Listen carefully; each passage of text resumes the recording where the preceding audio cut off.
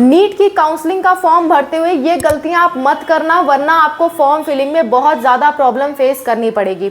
सो NEET के form filling में क्या क्या गलतियां नहीं करनी है वो सारी बातें मैं आपको समझा देती हूँ आज के वीडियो में। थोड़ा सा टाइम लगेगा लेकिन आप समझ लेंगे तो आप खुद भी फॉर्म फिल कर पाएंगे। मैं कई सारे फॉर्म फिलिंग का स्टेप बाय स्टेप प्रोसेस भी बता रही हूँ, जैसे कि ऑल इंडिया का बताया था, जैसे कि यूपी का बताया था, वैसे ही मैं ज़्यादा से ज़्यादा प्रोसेस भी बता रही हूँ। तो आप खुद अगर काउंसलिंग कर रहे हैं तो आपको मिस्टेक से बचना होगा, आपको गलतियों से बचना होगा।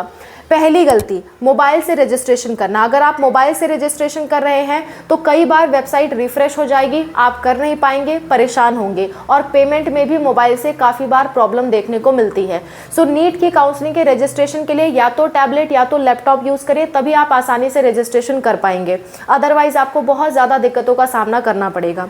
ठीक है, हो सकता है ज़रूर, लेकिन बहुत दिक्कत लगेगी आपको। 4 दिन 5 दिन आपको लग जाएगा रजिस्ट्रेशन सक्सेसफुल करने में। ठीक है, दूसरी बात ये कि जब भी अगर आप मोबाइल से बाई चांस कर भी रहे हैं तो डेस्कटॉप मोड में करिए। डेस्कटॉप मोड सेलेक्ट करने का ऑप्शन आता है, उसमें आप रजिस्ट्रेशन करिए कि बाई चांस आपके पास कोई रास्ता नहीं बच रहा है, मोबाइल से ही बच रहा है, तो आप डेस्कटॉप मोड में करिए।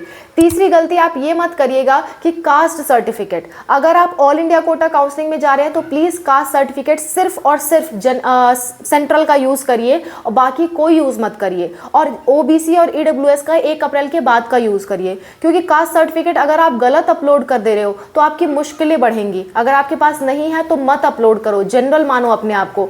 लेकिन अगर आप गलत अपलोड कर रहे हो इस उम्मीद में कि क्या पता हमारा सेलेक्ट हो जाए, तो आपको दुगनी मेहनत पड़ेगी। आपको अगर सिलेक्शन हो भी गया, कॉलेज मिल भी गया, तो भी आप निकाल दिए जाओगे, क्योंकि आपने कैटेगरी सर्टिफिकेट गलत अपलोड कर रखा है। ठीक है, तो या तो अपलोड करिए तो सही करिए या फिर ना अपलोड करिए। तीसरी बात, caste certificate state quota counselling में सिर्फ और सिर्फ स्टेट का ही इस्तेमाल करिए, सेंट्रल का इस्तेमाल मत करिए। स्टेट काउंसलिंग में स्टेट का ही सर्टिफिकेट लगेगा, सेंट्रल का नहीं लगेगा। चौथी गलती आप ये कर रहे हैं कि पेमेंट जो है आप अच्छे नेटवर्क कनेक्शन में करिए, और पेमेंट करने के थोड़ी देर तक उस जो पेज है उस पर आप रुके रहा करिए। जब तक पेमेंट प्रॉपरली सक्सेसफुल ना हो जाए वेबसाइट पे, तब तक आप उस पेज पे रुके रहा करिए, वरना आपके पैसे फंस जाएंगे, पैसे कट जाएंगे और वहाँ पे सक्सेसफुल नहीं दिखाएगा। 5 चीज़ों का आप बहुत विशेषता ध्यान रखिए। और लास्ट बात ये कि कोई भी मिस्टेक मत करिए, आराम से हर चीज़ें मिला करके उसके बाद ही फॉर्म फिलिंग करिए। और फॉर्म फिल करते वक्त सारे डॉक्यूमेंट, सारी चीज़ें जो फॉर्म भरने में लगती है वो अपने साथ लेकर के बैठिए।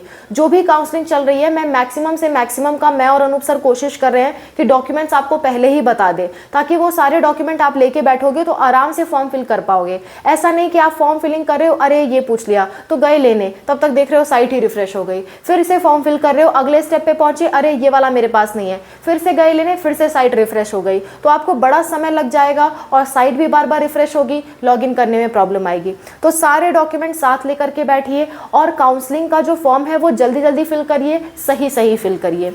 ठीक है, एक भी गलती यहाँ पे मत करिएगा, क्योंकि रजिस्ट्रेशन ओवर होने के बाद करेक्शन विंडो यहाँ पे नहीं खुलती है। करेक्शन विंडो काउंसलिंग में नहीं खुलती है। हाँ, ऑल इंडिया कोटा काउंसलिंग में करेक्शन के लिए उन्होंने खोल दिया है विथ चार्जेस, लेकिन नॉर्मली ऐसा नहीं होता है। सो सारी चीज़ें सही भरें। क्लियर?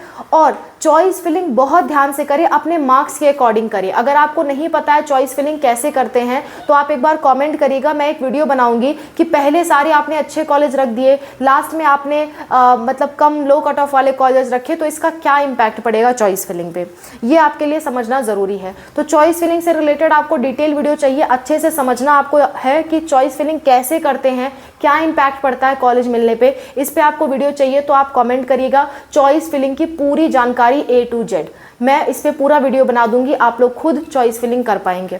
ठीक है, that's all, thank you so much for watching, wish you all the best. Counselling में इस तरह की कोई भी मिस्टेक आप मत करिएगा। कोई दिक्कत, कोई परेशानी आती है कमेंट पे मेंशन करिए, मैं और अनूप सर आपकी हेल्प के लिए हमेशा तैयार हैं। Thank you for watching, bye, take care.